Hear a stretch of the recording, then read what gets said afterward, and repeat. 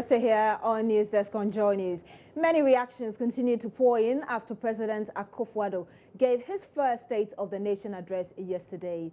The president, among others, spent much of his time talking about the current state of the economy and the need to invest heavily in agriculture, private businesses and education. Here are excerpts.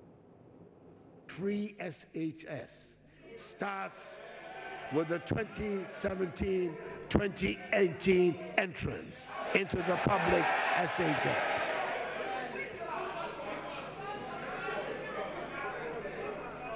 We shall embark upon a vigorous expansion and re-equipping of technical, vocational and agricultural schools and line all TVAET under the Ministry of Education to ensure standardization.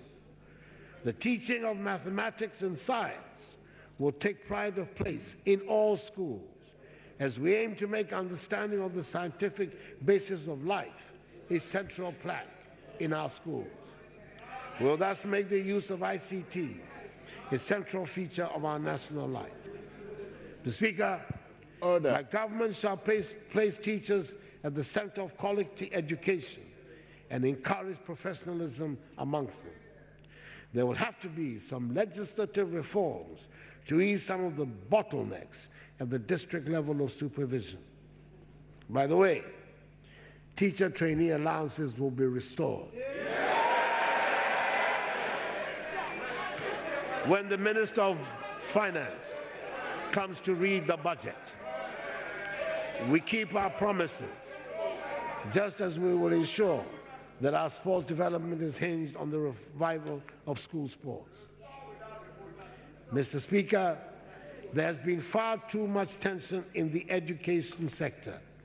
It is in everyone's interest that the school experience is a happy one for children, teachers, and parents alike. The happy and skilled population that will drive the path to development starts at school.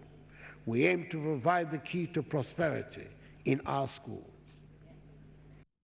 So those were some excerpts for you. I'm joined in the studio now by a development expert with the UDS, Mr. Asa Mohammed and Henry Inkoswo Boache. And Mr. and Henry, he is actually the president of the Association of Students, University of Ghana, I beg your pardon, the University Students Association of Ghana, USAC. Thanks, gentlemen, for joining us in the studio. Thank you, my sister. So, first of all, let me come to you, Mr. Mohammed. You watched Mr. Akufo-Addo yesterday. What issues came up strongly for you? Yeah, thank you very much, and then good morning to the cherished listeners. I think Nana Akufo-Addo was very straightforward and much anticipated because most of the issues that we're expecting, he really came out with them. Yes, even though we saw the political, demonstration, which is very usual, if that had not happened, I think the State of the Nation address would have been complete because that has become a rhetoric in this country and they normally do it. But by and large, I think his message was very clear and straightforward, particularly on education, agriculture, modernization, and employment. And these key areas are the areas that as you have described me as a development person, is much interested in. If you look at the concept of education, which I have always said we have to look at it carefully, and I think he's trying to go much into my suggestions that we need to embark on massive literacy. You know, education is not equivalent to literacy, but literacy is a tool for promoting education. Unfortunately for us in this country, we've not been able to get absolute or effective literacy. What's your definition of literacy? Ability to read and write and apply, but not just read and write. So we have always concentrated on the ability to read and write, and that has not been able to make our education effective. So if you're able to read and write and apply, so for instance, there's an example, a farmer who is able to read and write either in his own language or any other language, and able to apply that ability to be able to read a simple inscription on an insecticide or a fertilizer and understand what that inscription means, then he's able to apply that on his farm. That is literacy for development. So if I get you correctly, Mr. Akufo-Addo spoke about education, but he did not go into details in terms of literacy. He talked, you can infer that if you are talking about making compulsory free education, then that should be your target, even though that was not so explicit in his statement. But listening to much of the communicators of the MPP and even prior to the elections, I am one of those who lauded that idea that we need to concentrate on getting every Ghanaian to have functional literacy. And that can only be achieved if you make education compulsory at the basic level.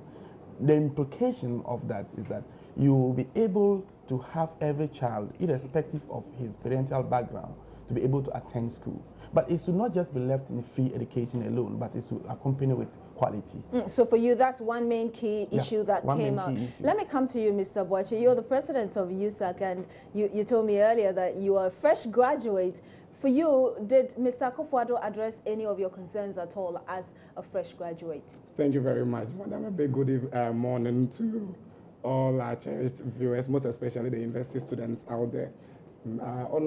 His Excellency Nana Akufo-Addo did a whole lot. In fact, he hit on 4 major areas we are proud of. First being on education, agriculture, reduction of taxes, and solutions to problems of unemployment. Now let's take the first item I spoke about, education. The most important resource of every country has been the human resource. This I say because if the human resource is well equipped, they will be able to take very good care of all the other resources. Now, out of the lot of people who complete junior high schools, it is sad to note that less than 40% are able to enroll into the senior high schools. Now, the free SHS policy is going to curb this menace, and I am a living testimony. After senior high school, I never had the support of any parent. I used my senior high school certificate to apply for the job of a pupil teacher at New World Junior High School, worked and schooled in Kumasi for 4 years. After 4 years, I enrolled into the university. Institution still kept me, and today I happen to be the president of the University Students Association of Ghana.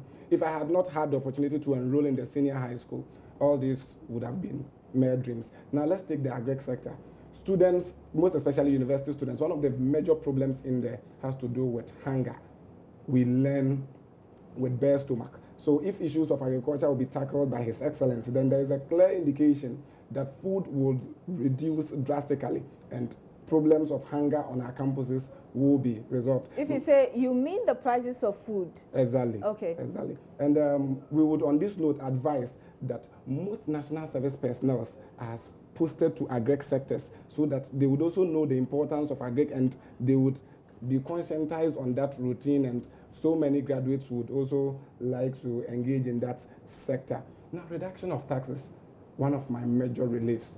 We always spoke on the 25% corporate taxes that was imposed on private university education. As a president, I wasn't happy. So if His Excellency is going to strap off the 25% corporate tax, that means school fees at the private universities is going to reduce by 25%, and that alone would solve a lot of problems, and people are going to enroll. If How did you get your percentage, the 25%? How did you get that? The 25%, it's the corporate tax that is being slapped on private university education. And over the past few years, we met the former Deputy Minister of Education in charge of tertiary, Honorable Akufo-Addo, and we pleaded for and on behalf of the private university so it could be scrubbed off. So we thank God there is a new government that is going to deal with it. And lastly, issues of unemployment. Once taxes are going to be reduced, we are of a strong hope that businesses, the cost of production at the business sectors will reduce, giving them the ability to employ more. Once it reduces, most especially when we want sponsorships, we go there and they tell us they don't have money to cater for this because they're already spending a whole lot in paying taxes. Now, this time around, we are going to have access to these sponsorships, and in a long run, the adverse effect is going to be that we will be able to invest some of the sponsorships into payment of school fees of the poor and needy. The one district, one factory is our hope now. Graduate unemployment has been a major issue. After school, we all sit there unemployed after national service. This time around, most of us will be posted, would have access to employment opportunities under the one district, one factory policy by His Excellency Nana Addo Dankwa Akufo-Addo. So in the nutshell, he has addressed most of our problems, and we are most grateful to the president. But listening to him yesterday, do you think that all of these things you've raised are going to be addressed, and how soon do you think these will be done? Thank you very much, Madam. The beak of the bird is what tells the kind of food it will eat. The president has started very well. This is the first time in the history of this country that members of the transition team from his side decide to sacrifice their certain allowances. Then again, we have his finance minister rejecting a four-wheel drive and telling the whole country he can manage with his own car. All these sacrifices are enough to tell us he would be able to resolve this. Then again, the supervisory role being played by the vice president, Dr. Mahmoud Bawumia. He once in a time gave a surprise visit at the Tema Harbor. I went there to see one of my bosses, Honorable Kingsley Ahenkra, in his constituency, and I was shocked to have met him there. This is a clear indication that there will be adequate supervision and all these would be enhanced. I'll come back to you, Mr. Boache, but Mr. Mohammed, you are a development expert, and Nana Addo reiterated the need to invest in agric and private businesses as a fast way of recovering the economy. Do you see it that way? Yeah, I think before I even continue, I want to make it very clear that you can say it and then doing it is another point. And we have to be very cautious about what politicians say and what they do. And we have heard State of Nations addresses by previous governments and presidents, and nothing actually happened. So we should be very careful about some of these things. I'm supporting the ideas that Nana has really proposed, but not to be very confident that they will do it. Because in this country, we have seen how governance has been. And for that matter, we have to be very cautious. And also, I was also afraid when he started about the economy and then suddenly started making some of these promises, because they are huge investments, and if the economy is described as he described it, then we are afraid whether he'll be able to really implement them as soon as possible, because he indicated that these are going to be as soon as possible. But of course, the agri sector, for instance, and then the private businesses, you remember that he talked about private partnership as well. Yes, and that is very important. The PPP concept in agriculture is one of those that we have been promoting. And in fact, I remember quite last year, the USAID advanced and we did some work in northern Ghana, and then we came to realize that you need to do that PPP and promote the district level agriculture investment. And if we are able to really promote modernization of agriculture, let me give you an example. If you look at the Burkina Faso, and I will always call on the media to at least go to Bagre Dam and see what Burkina people did from 1998 up to date, and you will be so amazed with what they were able to use PPP. The Taiwan government collaborated with the Burkina government, and through the Well Bank project to construct the dam, that is a multi-purpose. Ghana needs to start thinking of some of those things. We should not just call modernization of agriculture. In which way? We need to come out with very strong policy direction, not just mention modernization. Yes, I'm very happy he mentioned the issue of private sector investment, but how? And I hope that the finance minister will come and then tell us how much they're going to invest and the key areas that they're going to invest. That is where we'll be able to tell exactly what direction they're going to take in the modernization of agriculture. But it's a laudable idea. As a development person, I always call on the fact that a nation that is not able to feed itself cannot think of development, because you end up investing so much in health, because if you are not able to feed well, then issues of malnutrition, issues of related diseases will come, and your productivity of your human resource will definitely be a question. So we need to be able to feed ourselves, and export is another important aspect. So in all, we need to start thinking of how do we even sell the food that we are going to produce. We sit in this country, and I did some work on the school feeding program, and we came to realize that much of the food that they even supply to the caterers are not from the local areas. If you look at the policy direction and an objective of the school feeding program, we said let's use the local produce to feed the children. And this is the case. We have rice locked up, no price, post-harvest losses and issues of low market for But I agricultural thought, produce. for instance, the post-harvest losses, it was the reason he also mentioned that there was a need to begin processing food. Yes, so I've taken note of that. And these are the key areas that I'm so interested in them making a frank effort to making sure that implementation is really done. And implementation should not be left into the hands of only the ministries. Then come to the universities. We have institutions, we have centers that have done some of this research over and over. Come and let's collaborate and see how best we can make your ideas that you have put as policy directions work.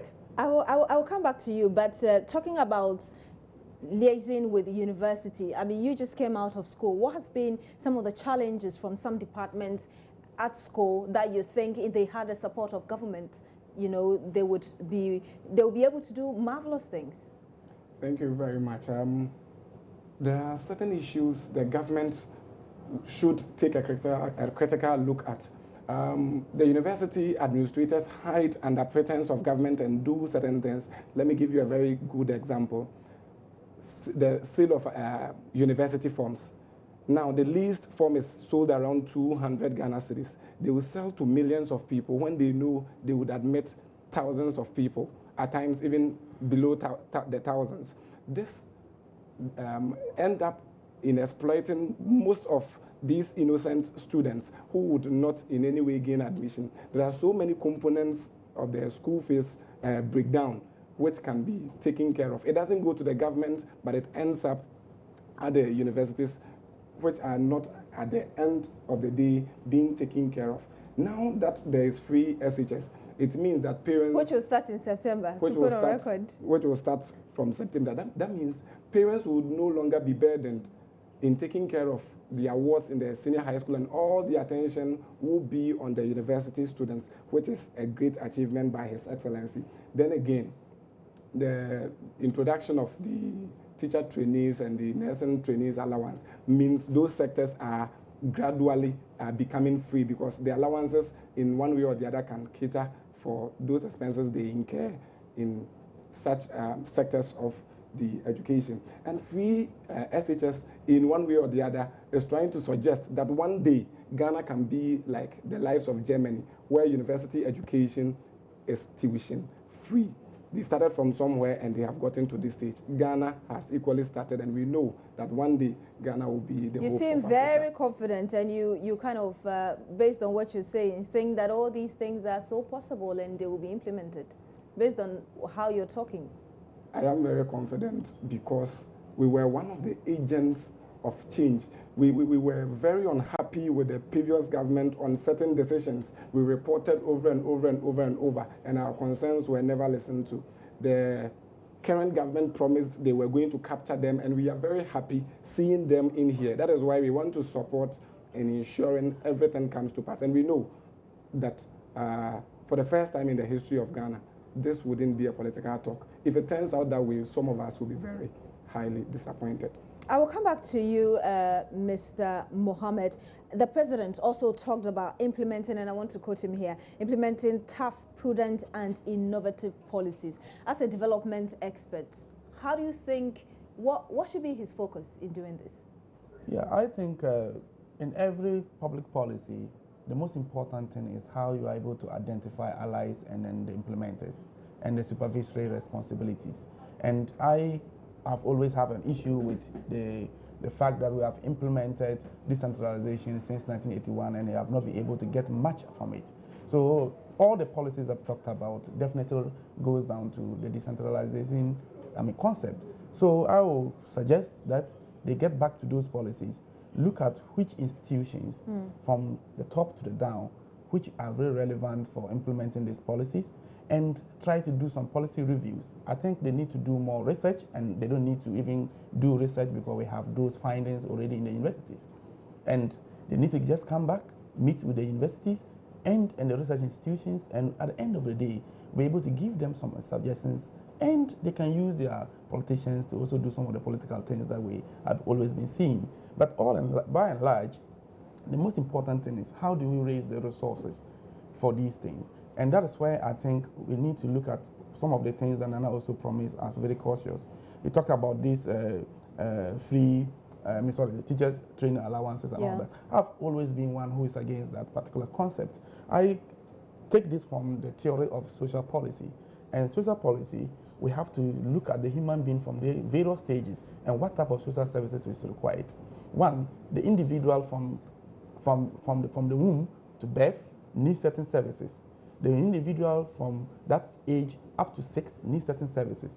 Now, the services that are required up to at least the 18 years of this person are the services that Nana is talking about, free education, which are allowed and which are very mandatory and necessary, that the individual at that stage need to be given the preparatory entry point into career development and skills development. And the individual at that stage should not be denied because probably his parent cannot. So the state needs to take that responsibility, and that has actually been the case in the developed countries. And so instead of giving the allowances, to the we need to be cautious of that one. Yes, I'm not against it if the state can supply or the state can afford. But looking at our economic situations as we speak, and they themselves as politicians have described it, we need to be cautious. One, don't let us just do lip service to this free education. We should think about how quality free education we are going to provide. So in the end, the individual who has really attained HSS or senior high school should be able to have the foundational skills that he can now ladder to the advanced skills. Now, the advanced skill stage of the individual is where social services such as providing loans are necessary. Looking at our current situation as an economy, we cannot provide those ones. So what we can do is that after preparing the individual to be able to now develop a skill, either in training college, in teaching, or in nursing, or in the university, provide him with the necessary skills, resources that he can use to acquire the skills. That one you can be assured that the person comes out with skills and will be employed and definitely can pay back those loans. Yes, that is the only way we can easily go. If we want to really add that component to this free education, I am afraid that we may do it just a way that at the end of the day will not achieve the purpose that we are really envisaging from this free education. So by and large, let's look at what are workable. The policies are many, but we have to look at which ones do we begin with. We have what we call the root causes of every problem, and therefore policies are targeted at the root causes. If education is our concern, let's look at the root causes of our poor educational system. And if we think free education is what we can do, let's put our energy there and invest as much as possible. Don't let us want to touch everything because we promised during campaign. I'll come back to you, gentlemen, very shortly, but we also do know that mixed reactions have greeted the president's address, which, among other things, touched on the economy, education, unemployment, and health. Joy News' Maxwell Agbagba has been speaking to some students on what they make of the president's address yesterday. Wasn't much assured by the president that the change Ghanaian voted for is the change he is bringing on board, because it seems he was just basing on his policies that he used in campaigning to be president, was what he was talking about earlier in the parliament. I think the president has been in the chambers for 12 years, and now he's back to the chamber as the president of the country. So he should know what Ghanaians actually goes, like what actually is happening to Ghanaians. And he was supposed to talk about those things to touch a lot of Ghanaians, their heart. But he was just talking about the policies he spoke about during his campaign era. That was what he was repeating at the parliament. Tied to what Evans is saying is also the issue of, the source of funding for the free SHS. Yesterday, President Akufo-Addo says, yes, the free SHS is going to, be rolled out in the 2017-2018 academic year. But a lot of people were disappointed because he did not state the source of funding for, the free SHS. There was a lot of talk about, using the Heritage Fund. Were you disappointed when you didn't hear what the funding source would be? I wasn't really disappointed. If he didn't mention the source of funding, that's not a problem. The problem here is if he is going to do it for us. If he is going to bring free SHS for our students, then I think that's okay. It doesn't really matter where he's going to get the money from. Just he bringing it is enough for us. Okay. Interesting.